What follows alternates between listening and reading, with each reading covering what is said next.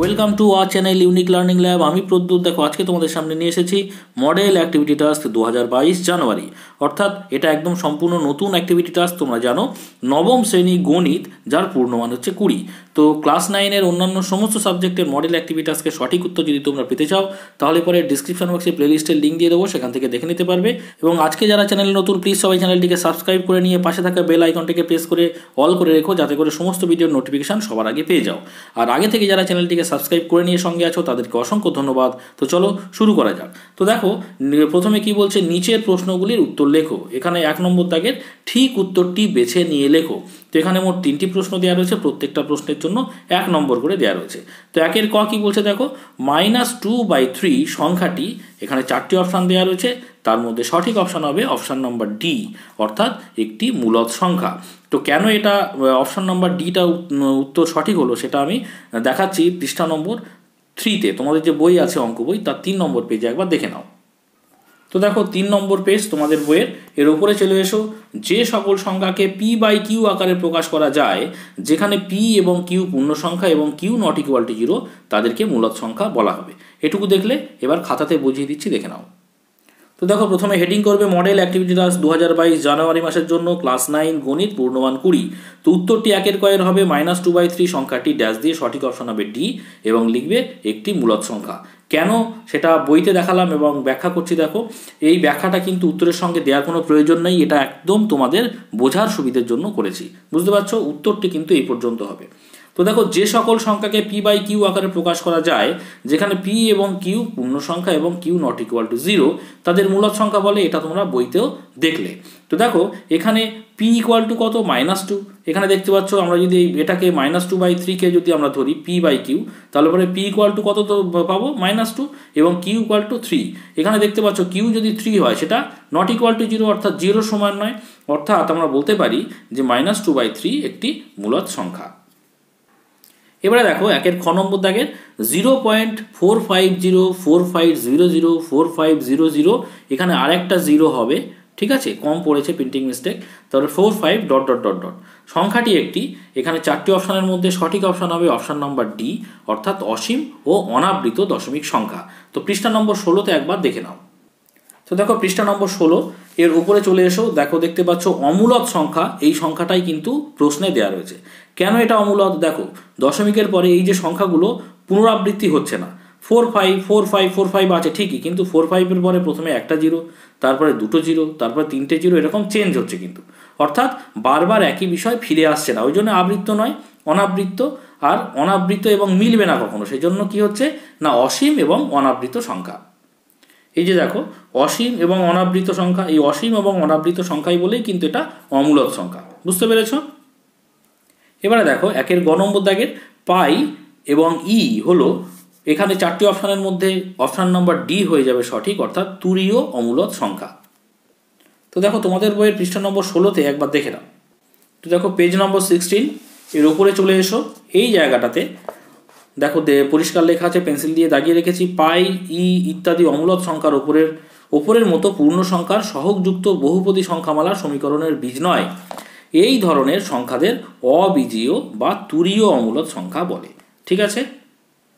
তো দেখো 1-এর গ নম্বর দাগের উত্তরটি তোমরা এভাবে লিখবে, পাই ও ই হলো ড্যাশ দিয়ে, অপশান হবে ডি, এবং উত্তর হয়ে যাবে তুরীয় অমূলদ সংখ্যা। এবং 1-এর খ নম্বর দাগের উত্তরটি তোমরা এইভাবে লিখবে। এবারে দেখো 2 নম্বর দাগের সত্য অথবা মিথ্যা লেখো। এখানে 3টি প্রশ্ন দেওয়া রয়েছে, প্রত্যেকটা প্রশ্নের জন্য 1 নম্বর। তো 2-এর গ নম্বর কি বলছে, -0.36, 3-এর মাথায় পৌনঃপুনিক, 6-এর মাথায় পৌনঃপুনিক সংখ্যাটি একটি শুদ্ধ আবৃত্ত দশমিক সংখ্যা। এটা কিন্তু অবশ্যই একটা সত্য বিবৃতি। কেন বলতো? কারণ দশমিকের পরে প্রত্যেকটা অঙ্কের মাথায় কিন্তু পৌনঃপুনিক রয়েছে, প্রথমেও আছে শেষেও আছে। প্রত্যেকটার মাথায় থাকলে কিন্তু তাকে আমরা শুদ্ধ আবৃত্ত দশমিক ভগ্নাংশ সংখ্যা বলে জানি। তো পৃষ্ঠা নম্বর 18-তে তাও একবার তোমাদের বইতে দেখিয়ে দিচ্ছি, দেখে নাও। তো দেখো পেজ নম্বর 18, এখানে দেখো শুদ্ধ আবৃত্ত দশমিক ভগ্নাংশ সংখ্যার মধ্যে এই উদাহরণটা যে প্রশ্নে দেওয়া রয়েছে, সেই উদাহরণটাই কিন্তু এখানে দেওয়া রয়েছে। দেখো -0.3 ঠিক আছে? তার মানে উত্তরটা সঠিক, তোমরা নিজেরাই দেখে নিলে।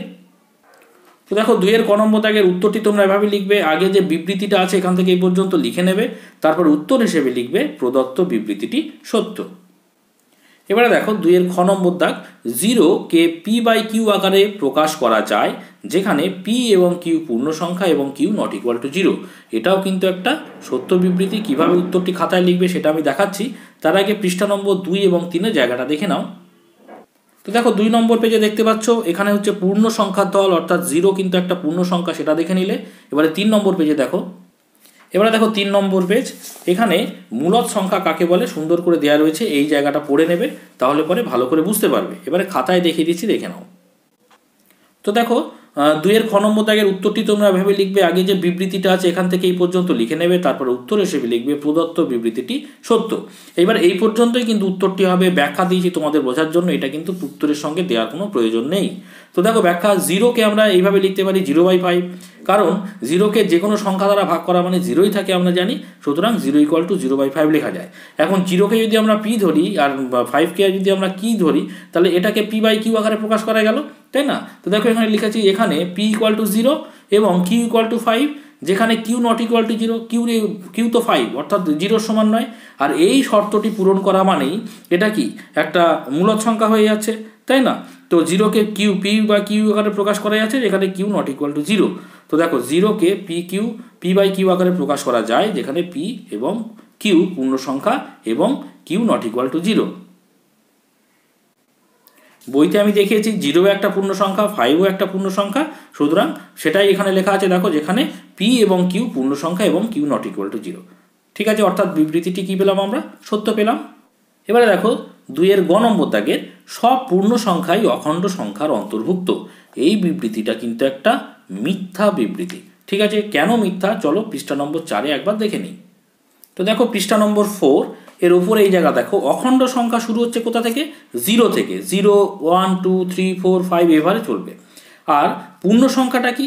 0, 1, 2, 3, 4 তো আছেই, আবার বাঁদিকে অর্থাৎ ঋণাত্মক সংখ্যা -1, -2, -3, -4 এরকমও চলবে। অর্থাৎ যে কোনো ঋণাত্মক সংখ্যা, 0 ধনাত্মক সংখ্যা সবই কিন্তু পূর্ণ সংখ্যার অন্তর্গত।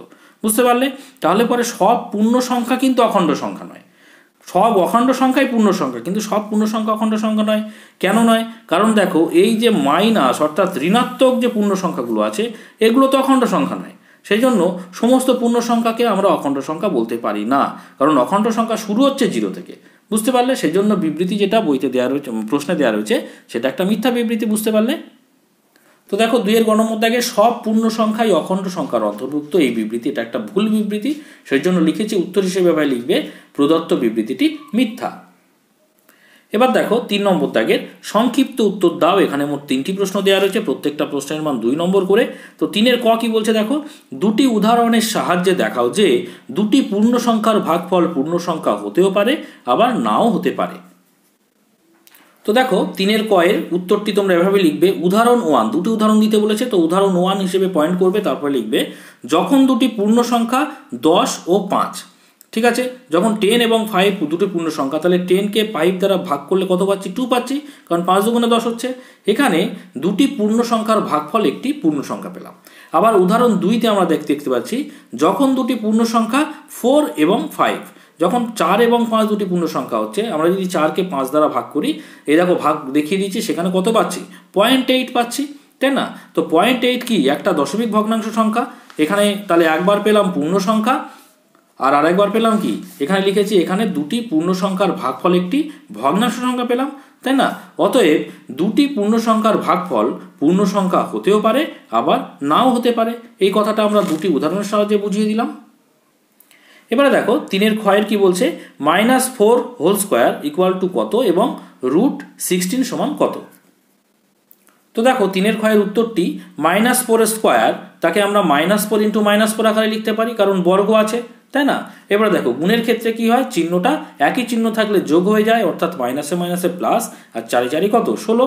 তাহলে পরে এটাকে আমরা +16ও লিখতে পারি, বা 16 এর আগে প্লাস লেখাও যা নাও তাই, ওই জন্য +16 বা 16 লিখেছি। ঠিক আছে, এবারে দেখো √16কে আমরা এভাবে ভাঙতে পারি। দেখো √+4 × +4, +4 × +4 মানেই হচ্ছে বাইরে একটা চলে আসবে কি? +4ই চলে আসবে। এই 16টাকে এইভাবে ভাঙা যায়। আবার কি √16 সমান আমরা এভাবে ভাঙতে পারি, রুটের ভিতরে -4 × -4, কারণ মাইনাসে মাইনাসে প্লাস, 4 4 16, তাহলে √16ই হয়। +√16 হয়, বুঝতে পারলে? সেই জন্য √16কে আমরা -4 × -4 আকারে রাখতে পারি। তাহলে এই দুটোর মধ্যে থেকে একটা -4 কী হবে না রুটের বাইরে বেরিয়ে আসবে, অর্থাৎ একবার √16 হিসেবে পেলাম কত +4, আর একবার কীভাবে পেলাম না -4, অর্থাৎ লিখতে পারি যে √16 সমান +-4। তাহলে পরে জানতে চেয়েছিল -4 এর হোল স্কোয়ার সমান কত, সেখানে উত্তর হবে +16 বা 16, আর অতএব √16 সমান কত +-4। এইভাবে উত্তরটি লিখে দেবে। এবার দেখো 3 গ নম্বর দাগের একটি উদাহরণ দিয়ে দেখাও যে দুটি অমূলদ সংখ্যার গুণফল সর্বদা অমূলদ সংখ্যা হবে না। তো এই বিষয়টি তোমরা কিন্তু পৃষ্ঠা নম্বর 10-এ একবার দেখে নিতে পারো, তারপরে আমি খাতাতে দেখিয়ে দিচ্ছি উত্তরটি। তো দেখো পৃষ্ঠা নম্বর 10 এর উপরে চলে এসো, এই দেখো 19 নম্বর পয়েন্টে আছে যে √5 × √5 সমান √5 এর হোল স্কোয়ার সমান 5 পেলাম, যেহেতু √5 এর একটি বর্গমূল হচ্ছে √5, এবং এখানে লেখা আছে দেখো দুটি অমূলদ সংখ্যার গুণফল সর্বদা অমূলদ সংখ্যা হবে না। এই বিষয়টাও কিন্তু তোমরা লিখে দিতে পারো, আমি খাতায় অন্যভাবে উদাহরণ দিচ্ছি, সেটা তোমরা দেখে নাও। তো দেখো বইতে তো তোমরা উত্তর দেখলে একটা, আমি আরেক রকমভাবে দেখালাম এখানে। 3 গ নম্বর দাগের উত্তরটা তোমরা এভাবে লিখতে পারো, যখন দুটি অমূলদ সংখ্যা √5 ও 2√5, এটাও অমূলদ এটাও অমূলদ, ঠিক আছে। এবারে √5 × 2√5কে যদি আমরা গুণ করি, তার মানে কি হচ্ছে না এখানে √5 আর √5 দুটো √5 এর মধ্যে একটা 5 বেরিয়ে চলে আসবে রুটের বাইরে, তাই না? আর 2 তো এখানে ছিলই, তাহলে 2 × 5 অর্থাৎ 5 × 10। এই 10টা কিন্তু একটা মূলদ সংখ্যা। দুটো অমূলদ সংখ্যার গুণ ফলে আমরা একটা কি পেলাম, মূলদ সংখ্যা পেলাম। তো দেখো এখানে লিখেছি এখানে 10 একটি মূলদ সংখ্যা, অতএব দুটি অমূলদ সংখ্যার গুণফল সর্বদা অমূলদ সংখ্যা হবে না। এবার দেখো 4-এর দুটি প্রশ্ন রয়েছে, প্রত্যেকটা 4 নম্বর করে। 4-এর ক কি বলছে, স্কেল ও পেন্সিল কম্পাসের সাহায্যে সংখ্যা রেখার উপর √3 সংখ্যাটিকে স্থাপন করে দেখাও। তো এই বিষয়টা কিন্তু তোমাদের যে অঙ্ক বই আছে তার পৃষ্ঠা নম্বর 9-এ দেওয়া আছে, আগের জায়গাটা দেখে নাও। তো দেখো পেজ নাম্বার 9, এখানে চলে এসো ওপরে। এখানে তোমরা দেখতে পাচ্ছ অমূলদ সংখ্যা √3কে সংখ্যা রেখায় কিভাবে স্থাপন করা যায়। তো এখানটায় পড়ে নেবে, বুঝতে পারবে। তো আমি খাতাতে আরও ভালো করে বুঝিয়ে দিচ্ছি, করে দেখিয়ে দিচ্ছি কিভাবে এই ছবিটা আঁকতে হবে, ঠিক আছে, এবং বুঝিয়েও দিচ্ছি, দেখে নাও। তো দেখো 4-এর ক নম্বর দাগে ছবিটা তোমরা এভাবে আঁকবে, আগে দেখে নাও, আমি লিখে দিয়েছি সেইভাবেই ছবিটা আঁকবো। তো কিভাবে আঁকতে হবে ভালো করে বুঝে নাও। তো দেখো প্রথমে স্কেল নেবে, নিয়ে একটা সংখ্যা রেখা আঁকবে। তো সংখ্যা রেখা আগে একটা রেখা টেনে নিলে এরকম, তারপরে প্রত্যেকটা 2 একক, ধরো এই 4 এককটাকে তুমি 0 ধরলে, 4 পয়েন্টটাকে, তাহলে পরে এদিকে 2 একক সমান 1 একক ধরো 5 আর 6 মিলে একটা একক, 7 আর 8 মিলে আর একটা একক, 9 আর 10 মিলে আর একটা একক, 11 12 মিলে আর একটা একক, বোঝা গেল? তারপরে এদিকে আর দরকার নেই। তো 4-এর পরে এদিকে 3 আর 2 মিলে আর একটা একক, আর এদিকে আর দরকার নেই, ঠিক আছে। আমরা পয়েন্ট করে নিলাম, এদিকে তীর চিহ্ন দিয়ে দিলাম, এদিকে তীর চিহ্ন দিয়ে দিলাম। এবারে এটা কি ধরেছিলাম আমরা, এটা হচ্ছে 0, এটা 1 2 3 4, এটা 0-র বাদিকে হচ্ছে -1 এরকম। তো এইবারে কি করব, এই যে 1 যে পয়েন্টটা আছে এর উপরে আমরা চাঁদার সাহায্যে এখান থেকে এতটা যে দূরত্ব, এটা হচ্ছে 1 একক, এখানে আমি লিখে দিয়েছি যে 1 একক এটা, তাহলে এখান থেকে সেই একই দূরত্ব এর উপরে আঁকবো। তাহলে পরে কীরকমভাবে আঁকবো, লম্ব করে আঁকবো। তো যে পয়েন্ট আছে সেখানে আমরা একটা লম্ব নেব, চাঁদার সাহায্যে এরকম লম্ব পয়েন্ট করে নেবে। তারপরে স্কেলের সাহায্যে 1 একক মানে কি, এখানে 1 একক মানে হচ্ছে আমরা 2 ঘর নেব।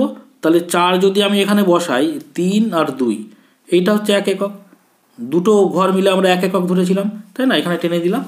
তো দেখো এইটা এখান থেকে এইটা 1 একক, এখান থেকে এইটা 1 একক পেলাম।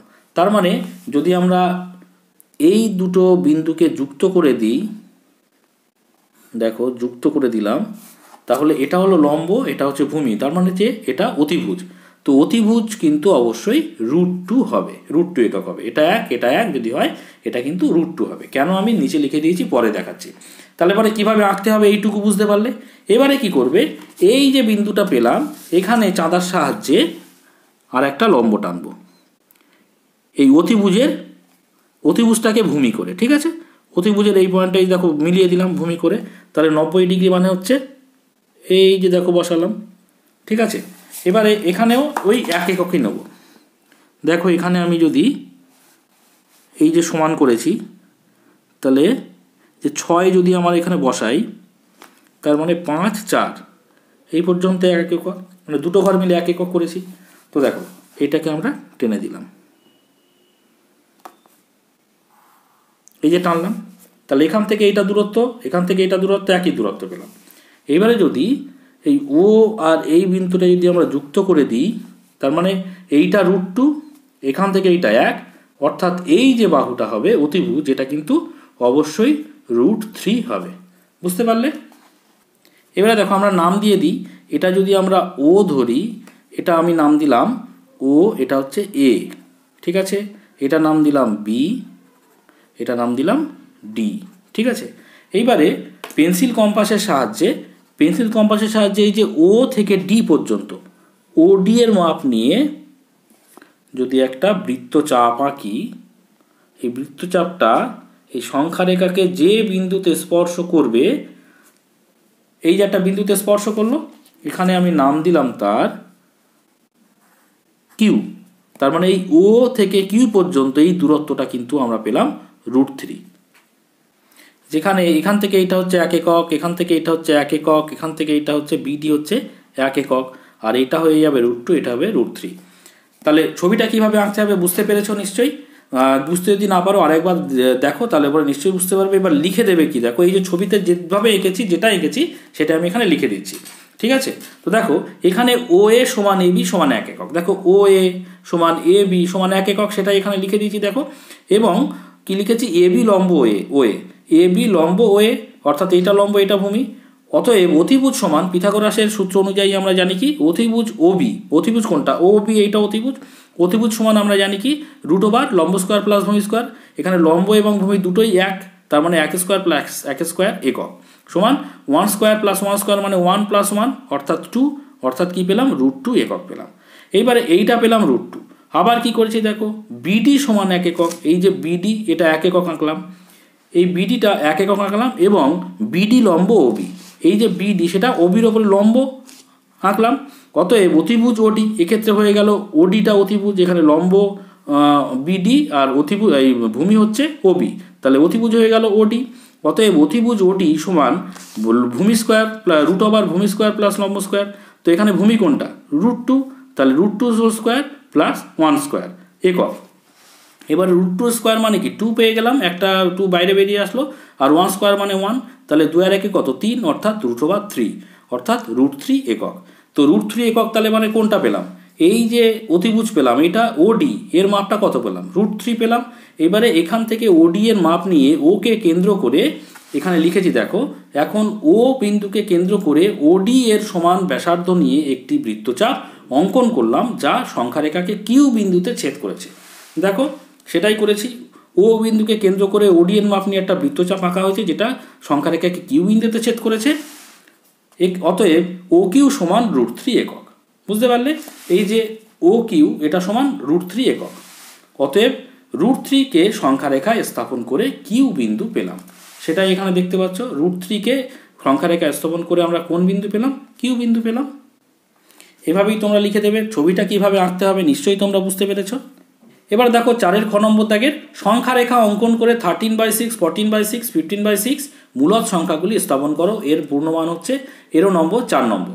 তো পৃষ্ঠা নম্বর 5-এ একবার দেখে নাও। তো দেখো পেজ নাম্বার 5 এর উপরে চলে এসো, উদাহরণ 15। এখানে দেখো সংখ্যারেখায় 13/6, 14/6, 15/6, 16/6, 17/6 সবগুলো স্থাপন করার বিষয়টি এখানে করে দেওয়া রয়েছে। আমাদের করতে হবে শুধু এই তিনটে, 13/6, 14/6 এবং 15/6। তো এই তিনটে আমি খাতায় করে দিচ্ছি, দেখে নাও। তো দেখো 4 খ নম্বর দাগের প্রশ্নটি আমি লিখে নিয়েছি, উত্তর এভাবে লিখবে। দেখো 13/6 যদি আমরা ভাগ করি, ডান দিকে কিন্তু এই আমি দাগ দিয়ে দিয়েছি, মানে ডান দিকে হচ্ছে রাফ, এটা দেখিয়ে দিয়েছি। দেখো 13/6 করলে অর্থাৎ 13কে যদি আমরা 6 দিয়ে ভাগ করি কত পাচ্ছি, 2 × 1 = 6 এইভাবে। এবার 14/6 কত পাচ্ছি, 2 × 2 = 6। 15/6 কত পাচ্ছি, 2 × 3 = 6। সব ভাগগুলো আমি ডান দিকে দেখিয়ে দিয়েছি। এবারে দেখো প্রত্যেক ক্ষেত্রে 2 হচ্ছে পূর্ণ সংখ্যা, আর 6 ভাগের মধ্যে প্রথম ক্ষেত্রে 1 ভাগ, 6 ভাগের মধ্যে 2 ভাগ, 6 ভাগের মধ্যে 3 ভাগ। ঠিক আছে, তো নিচে দেখো একটা সংখ্যারেখা আঁকা হয়েছে। তো সেখানে সংখ্যারেখাটা কিভাবে আঁকবে, তো দেখো স্কেল ধরে আমি দেখিয়ে দিচ্ছি।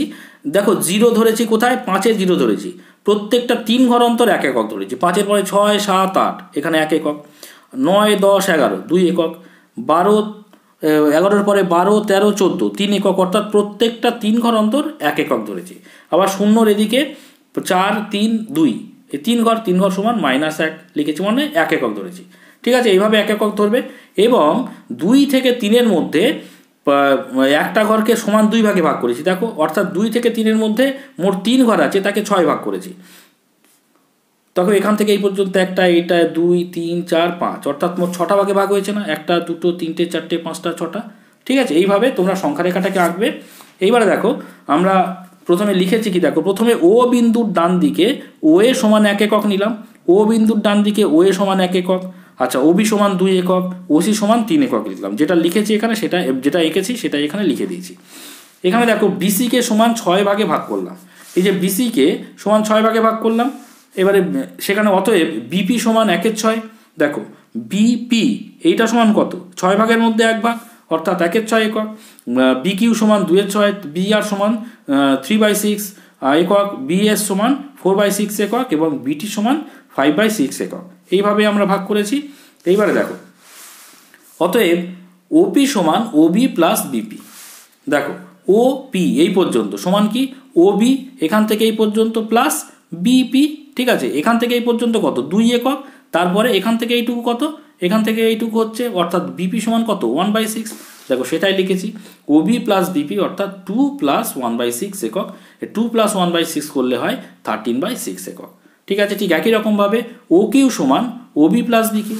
দেখো ও কিউ সমান ওবি এখান থেকে এই পর্যন্ত প্লাস বি কিউ এখান থেকে এই পর্যন্ত, অর্থাৎ এখান থেকে ওবি হচ্ছে 2 একক, তারপরে বি কিউ হচ্ছে 2/6। সেই জন্য লিখে দেখো 2 + 2/6 একক, অর্থাৎ এই দুটো যোগ করলে হয় 14/6 একক। ঠিক একই রকমভাবে ও আর সমান ওবি প্লাস বিআর 2 + 3/6 একক সমান 15/6 একক। কীভাবে হচ্ছে দেখো, এখানে দেখতে পাচ্ছ 13/6 মানে 2 পূর্ণ 1/6। তাহলে 2 পূর্ণ মানে কি, এখান থেকে এই পর্যন্ত 2, তারপরে 1/6, এখান থেকে এই পর্যন্ত আমরা 6 ভাগে ভাগ করেছি, তার 1/6 মানে এই বিন্দুটা, অর্থাৎ পি বিন্দুটা। তো এখানে আমরা 13/6 অর্থাৎ এই পি বিন্দুতে আমরা পেয়ে যাচ্ছি কোনটা, 13/6। ওকে, আচ্ছা দেখো এটা আমি পেনের সাহায্যে লিখছি, ভালো করে বুঝতে পারবে তোমরা। তো এটা 13/6। ঠিক একই রকমভাবে এই 14/6 মানে 2 পূর্ণ 2/6। তাহলে এখান থেকে এটা 2, এখান থেকে এটা 2, তারপরে 2/6 মানে কি, 6 ভাগের মধ্যে 2 ভাগ। তাহলে এখান থেকে এটা পুরো 6 ভাগ, তার মধ্যে 2 ভাগ মানে এইটা, অর্থাৎ কিউ। এইটুকু আমরা কি পেলাম, 14/6। আর একটা কি 15/6 মানে 2 পূর্ণ 3/6, অর্থাৎ এখান থেকে এটা 2, 3/6 মানে কি 6 ভাগের মধ্যে 3 ভাগ, 1 ঘর 2 ঘর 3 ঘর, মানে এইটা এখানে অ্যারো চিহ্ন দিয়ে লিখবে 15/6।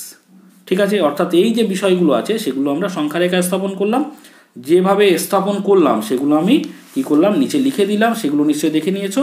এবং নিচে লিখবে অতএব 13/6, 14/6 ও 15/6 মূলদ সংখ্যাগুলি সংখ্যা রেখায় স্থাপন করে পি, কিউ ও আর বিন্দু পেলাম। এখানে কি কি বিন্দু পেলাম, পি, কিউ এবং আর বিন্দু। তো এই ছিল ক্লাস 9-এর গণিত বিষয়ের 2022 সালের জানুয়ারি মাসের যে মডেল অ্যাক্টিভিটাস তার উত্তর। তো ক্লাস 9-এর অন্যান্য সমস্ত সাবজেক্টের মডেল অ্যাক্টিভিটাসকে সঠিক উত্তর পাওয়ার জন্য অবশ্যই চ্যানেলটিকে সাবস্ক্রাইব করে নিয়ে সঙ্গে থেকো। আর আজকের ভিডিওটি যদি ভালো লাগে অবশ্যই একটা লাইক করো, কমেন্ট করো, শেয়ার করো। আর শেষ পর্যন্ত ভিডিওটি দেখার জন্য সকলকে অসংখ্য ধন্যবাদ।